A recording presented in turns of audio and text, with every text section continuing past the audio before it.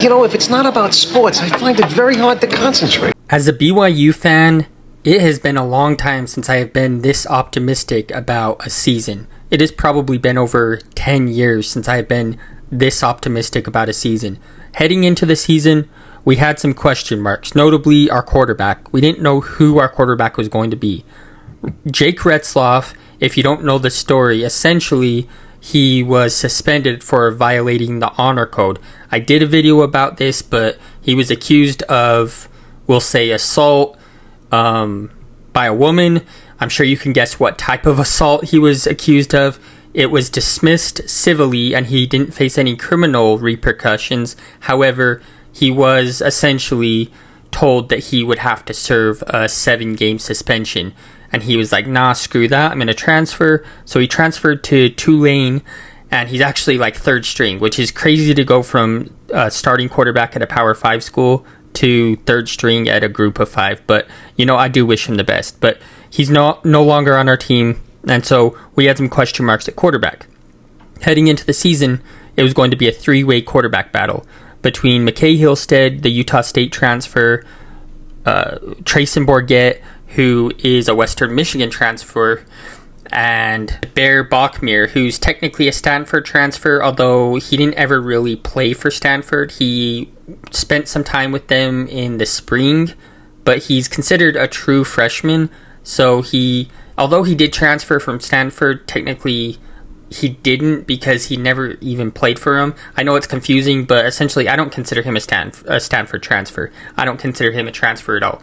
But Bear Bachmere ended up winning the starting job, and, you know, he's not perfect. He's a true freshman, but he's the first true freshman in BYU football history to start a game at quarterback in week 1. It's never happened before until this season, and he started the Portland State game. He only played the first half because, honestly, BYU was completely destroying them by the time halftime came around, so I think they should have left him in for nothing else other than just to give him more experience, but they ended up playing Hillstead a little bit, Bourget a little bit, but essentially, yeah, he only played the first half against Portland State. Now, the offense definitely has some issues, but I do like what I see out of Bachmere. He only passed for 97 yards in the Portland game. Now, I will say this.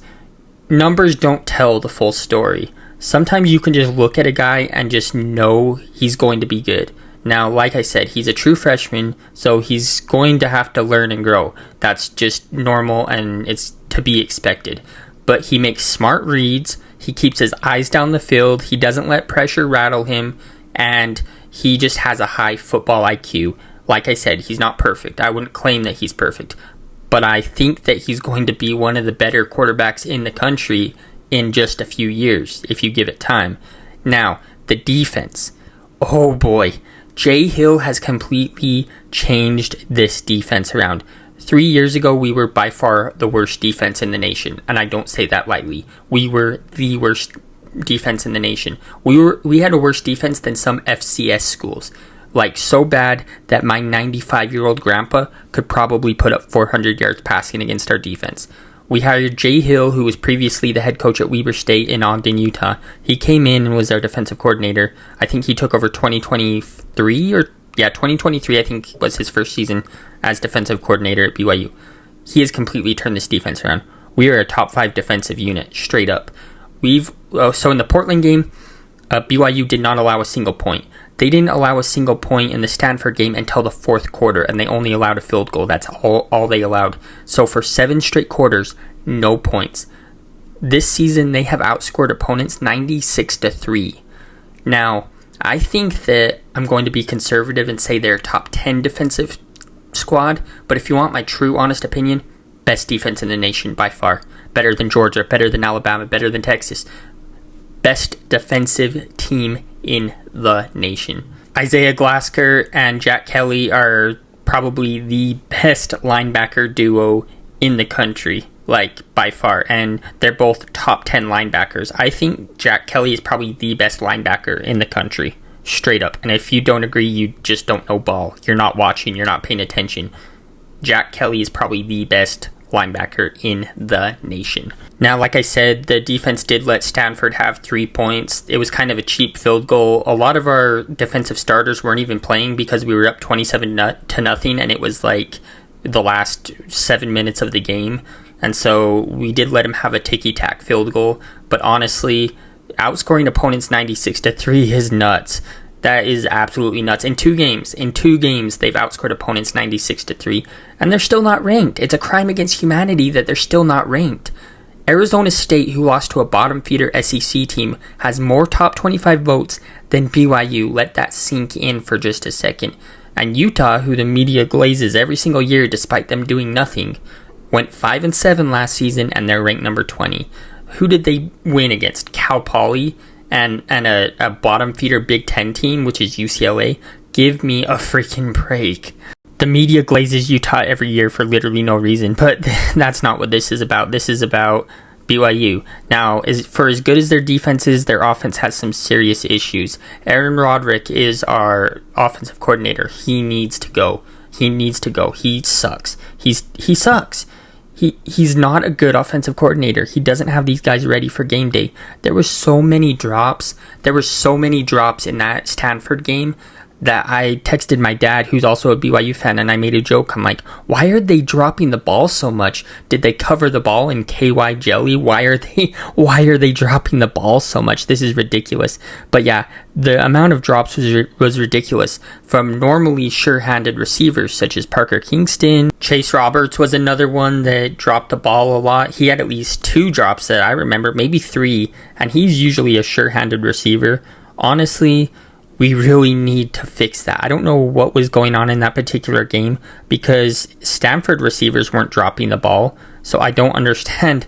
I mean, if it was like an issue where maybe the ball was wet from the moisture on the grass or something to that effect, it would affect both teams, but it only affected BYU. I just don't understand.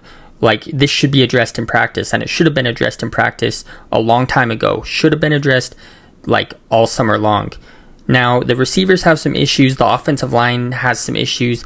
Like, there's too much pressure being put on Bachmir. The offensive line is young, but they also need to do their jobs. Even though they're young, they should be doing their jobs. We did get one offensive lineman from Michigan, and he was on Michigan's national championship team.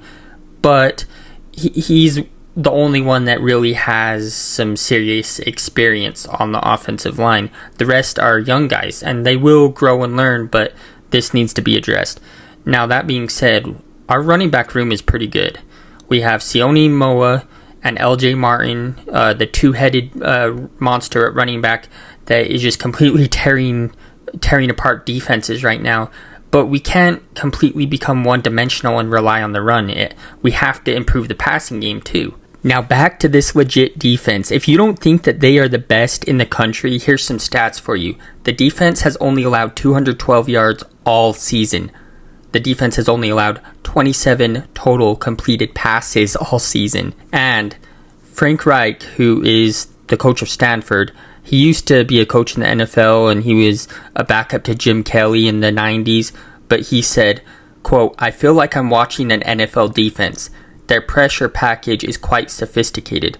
A lot of stuff you see at the NFL level," unquote. That's Frank Reich, coach of Stanford. This defense is legit. I don't want to get my hopes up and get ahead of myself and say we're playoff bound, but I will say it wouldn't surprise me if BYU did make the playoffs. And I do think that another double-digit win season is likely, at least the way we're playing now.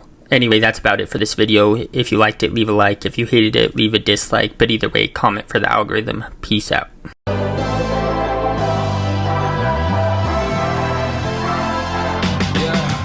I can never ever find the right words, and there's no way this is real life. There's no telling you're the right girl, so I can only say that it feels right. It feels right. It feels right. Yeah, I can only say that it feels right. It feels right. It feels right. Yeah, I can only say that it feels right.